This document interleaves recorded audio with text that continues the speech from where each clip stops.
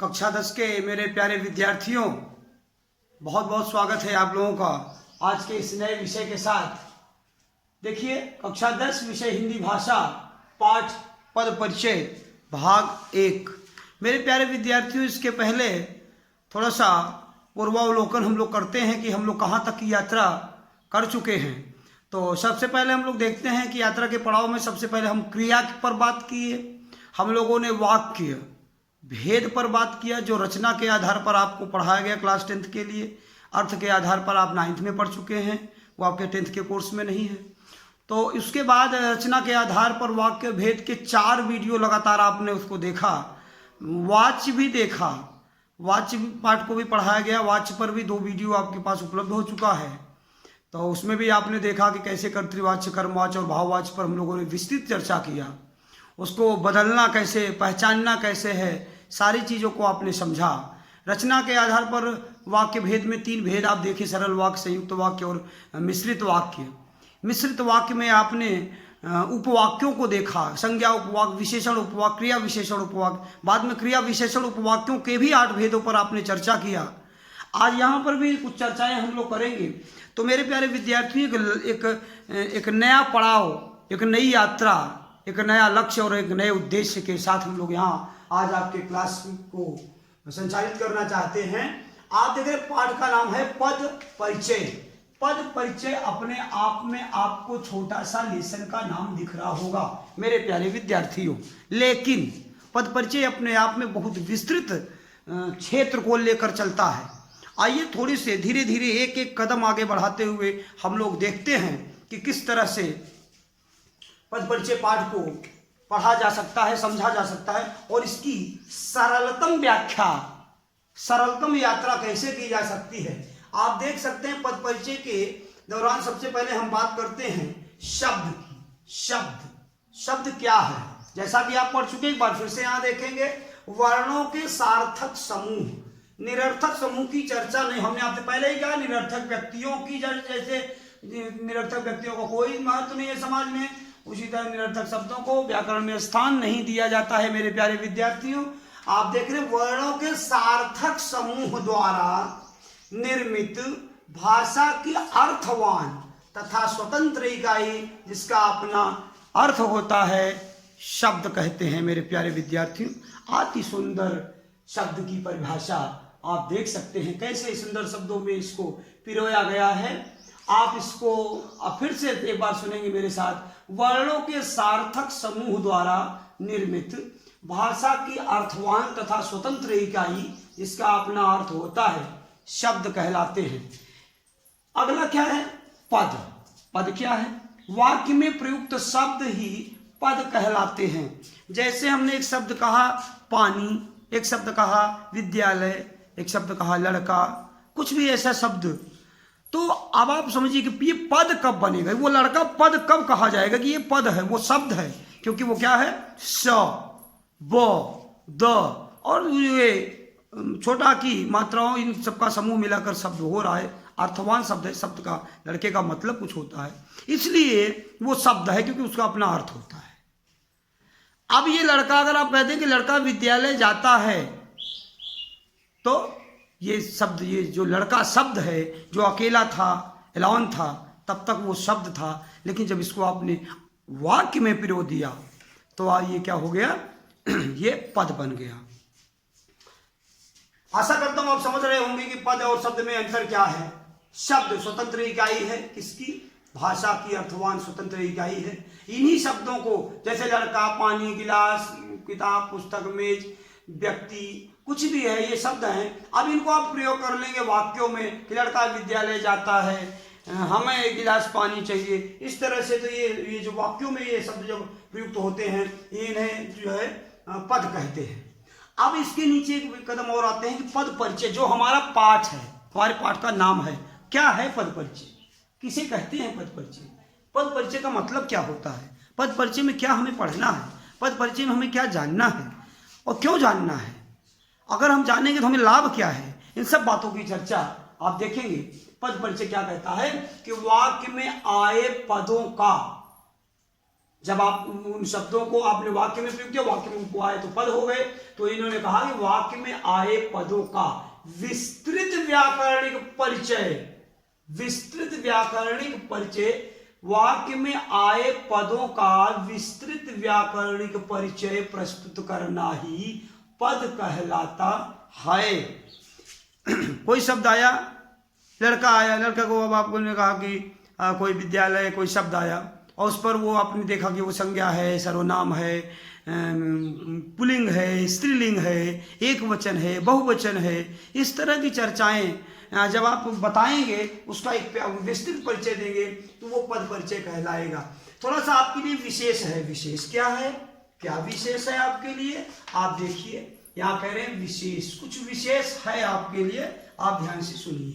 कह रहे हैं पद परिचय देने के लिए शब्दों के भेद, शब्दों के भेद, ध्यान से सुनेंगे, पद परिचय देने के लिए शब्दों के भेद, उपभेद, लिंग, वचन, कारक आदि का भी परिचय देना होता है। तो ये आपके लिए विशेष है। दूसरा विशेष क्या है, तो विशेष में दो पॉइंट हैं। पहले पॉइंट को क्या कहा, पद परिचय देने के लिए शब्दों के भेद, उपभेद, लिंग, वचन, कारक आदि का भी परिचय देना होता है। दूसरा जो विशेष का पॉइंट है वो है कि विद्यार्थियों, परीक्षार्थियों, विद्यार्थियों या परीक्षार्थियों द्वारा पद परिचय में निम्नलिखित बातें अवश्य बताई जानी चाहिए। मेरे प्यारे विद्यार्थियों, एक अध्यापक जब आपको पढ़ा रहा होता है, पढ़ा लेने के बाद जब आपसे पद परिचय पूछता है तो आपके द्वारा इन बातों को बताना अनिवार्य होता है। अगर कोई परीक्षार्थी परीक्षा दे रहा है, परीक्षाओं में, इस तरह के बोर्ड की परीक्षाओं में, वार्षिक परीक्षाओं में या बीच की किसी भी परीक्षाओं में, जब परीक्षक आपसे एक परीक्षा में जब ये पद परिचय पूछेगा तो वो अपेक्षा करता है। एक अध्यापक जब आपसे इनका पद परिचय पूछेगा किसी भी शब्द का, तो वो अपेक्षा करता है, क्या अपेक्षा करता है कि निम्नलिखित बातें आपके द्वारा अवश्य बताई जानी चाहिए। आपके द्वारा इन बातों को अवश्य बताया जाना चाहिए। अब जब इतना अनिवार्य है कि इन बातों को अवश्य बताना है, तो बातें क्या है, किनका परिचय बताना है, आइए क्रम से देखते हैं। क्या है, पहला है संज्ञा। संज्ञा को बताना है। संज्ञा के तीनों भेद कौन कौन से, जातिवाचक, व्यक्तिवाचक और भाववाचक। अगर कुछ बच्चे ये कह रहे हो कि साहब संज्ञा के 5 भेद, तो आप सीधे चले आइएगा जातिवाचक में। यहाँ पर पदार्थवाचक और समूहवाचक को इसी में सम्मिलित कर दिया जाता है। छोटी कक्षाओं में आपको संज्ञा के 5 भेद करके बताया जाता है। तो जातिवाचक में ही आपके पदार्थवाचक और समूहवाचक को यहीं पर, मैटेरियल नाउन को यहीं पर और ये समूहवाचक को यहीं पर सम्मिलित किया जाता है। तो यहाँ देखिए संज्ञा के तीनों भेद। अब आपको बताना, अगर किसी वाक्य का, किसी शब्द का परिचय पूछ रहा है तो आपको देखना है कि संज्ञा है, संज्ञा के कौन सा भेद है। संज्ञा के तीनों भेद आपको बताने हैं, कौन कौन से, जातिवाचक, व्यक्तिवाचक एवं भाववाचक भेद। फिर क्या, लिंग, वचन, कारक। वो संज्ञा है तो उस संज्ञा में लिंग क्या है उसका वचन क्या है, कारक क्या है, तथा क्रिया के साथ उसका संबंध आदि आपको बताना होता है। मेरे प्यारे विद्यार्थियों, दूसरा पॉइंट, संज्ञा के बाद सर्वनाम की बात करते हैं। और सर्वनाम में कहते हैं कि सर्वनाम के 5 भेद, पुरुषवाचक, निश्चयवाचक, अनिश्चयवाचक, संबंधवाचक एवं प्रश्नवाचक, इन 5 भेदों को पुरुष, लिंग, वचन, कारक तथा क्रिया के साथ उसका जो संबंध है वो भी आपको बताना है। तीसरी बात अगर करें विशेषण की बात, तो विशेषण के भेद, गुणवाचक, परिमाणवाचक, संख्यावाचक, सार्वनामिक। अब यहाँ पर यह होता है कि परिमाणवाचक, निश्चय परिमाणवाचक, अनिश्चय परिमाणवाचक, निश्चय संख्यावाचक, अनिश्चय संख्यावाचक, तो और भी भेद बढ़ जाएंगे। लेकिन आप ऐसे समझेंगे कि विशेषण में आपको बताना होगा कि विशेषण का कौन सा भेद है, और लिंग वचन तथा विशेष्य, यहाँ पर ध्यान देंगे। विशेषण में एक चीज और बतानी होती है, विशेष जिसकी विशेषता बता रहा है। जैसे कह रहे वो बहुत सुंदर लिखता है, तो लिखना क्रिया है, लिखना क्रिया की विशेषता, जिसकी विशेषता गाय काली है, तो काली कौन है, गाय। गाय क्या है, विशेष। उसको आपको बताना है कि इसको विशेषण में कि गाय काली है तो काली, जो काली है उसकी विशेषता क्या, जिसकी विशेष, मतलब गाय काली है। कुत्ता लाल है तो लाल, कौन है लाल, कुत्ता है, उसको आपको यहाँ बताना होता है। नेक्स्ट हम बात करते हैं क्रिया की। चौथे क्रम में जो आता है वो क्रिया। अब आप संज्ञा सर्वनाम विशेषण अगर बता चुके हैं तो क्रिया पर चर्चा करते हैं। क्रिया के भेद: अकर्मक क्रिया, सकर्मक क्रिया, प्रेरणार्थक क्रिया, समस्त क्रिया, संयुक्त क्रिया, नामिक क्रिया, पूर्वकालिक एवं मिश्र क्रिया या मिश्रित क्रिया आदि। अब क्रिया का फिर क्या है? इन भेदों को बताने के बाद लिंग, वचन, पुरुष, धातु। धातु क्या है? क्रिया। जैसे चलना चल धातु से बना है, पढ़ना पढ़ धातु से बना है, बोलना बोल धातु से बना है। तो ये धातु भी आपको बताना होता है, ध्यान देंगे इन पर। मेरे प्यारे विद्यार्थियों, कतई आपके मस्तिष्क में, आपके दिलो दिमाग में किसी तरह का दबाव नहीं आना चाहिए। आप किसके साथ पढ़ रहे हैं? यस, वेरी गुड बेटा, सीपी सर के साथ पढ़ रहे हैं आप। कोई भी समस्या, किसी भी बात को बहुत ज़्यादा गंभीरता से आपको लेने की जरूरत नहीं कि साहब ये तो पता नहीं क्या क्या पढ़ना पड़ जाएगा। पद परिचय में तो सर पता नहीं क्या क्या बता दे रहे हैं, संज्ञा के भेद, विशेषण के भेद, सर्वनाम के भेद, इसके बाद लिंग वचन कारक के साथ संबंध। क्रिया में देखिए ये कौन कौन सी क्रियाएं हैं।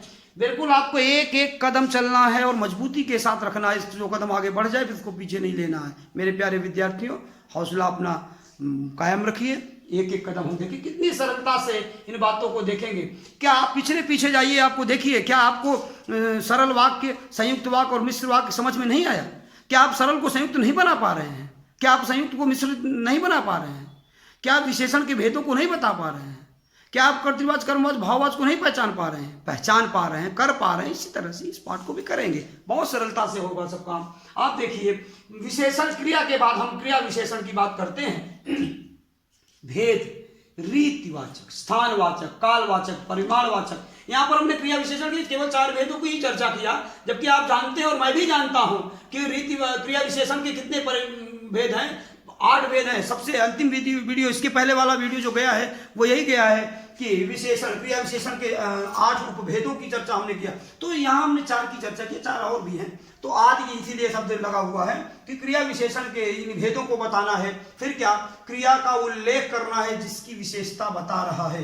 वह बहुत सुंदर लिखता है, लिखना क्रिया है, लिख धातु से बनी है, आपको बताना है मेरे प्यारे विद्यार्थियों।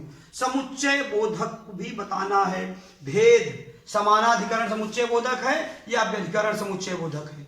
जिन शब्दों या पदों, वाक्यों को मिला रहा है उनका भी उल्लेख आपको करना होता है। ये समानाधिकरण और व्यधिकरण समुच्चय बोधक, जिन शब्दों, पदों या वाक्यों को मिला रहे हैं उनकी भी व्याख्या आपको यहाँ करनी होगी। संबंध बोधक की चर्चा करेंगे। भेद: जिसमें संबंध है, उन संज्ञा, सर्वनामों आदि का निर्देश। विस्मयादि बोधक में भेद तथा कौन सा भाव प्रकट कर रहा है। जैसे विस्मयादि बोधक का अरे तुम आ गए, कौन सा भाव प्रकट कर रहा है, तो ये भी आपको बताना होता है। नोट या विशेष: मेरे प्यारे विद्यार्थियों, एक बार यहाँ हमने विशेष लिखा, विशेष में 2 पॉइंट दिया, यहाँ विशेष लिखा, नोट या विशेष यहाँ पर पॉइंट दिया। आप कतई ये ना सोचिए कि ऐसे चलते फिरते या दिमाग में कुछ आ गया विशेष लिख दिया। नहीं मेरे प्यारे विद्यार्थियों, बहुत सोच समझ के, बड़े शोध के बाद आपके लिए विशेष पॉइंट लाया जाता है। विशेष का मतलब है कि विशेष, इसी को कहते हैं इंपॉर्टेंट या मोस्ट इंपॉर्टेंट, की ऑफ द नोट। ये आपके लिए बहुत ही महत्वपूर्ण होते हैं, इसीलिए इनको विशेष के रूप में लिखा जाता है। इस पर आपको ध्यान देना है।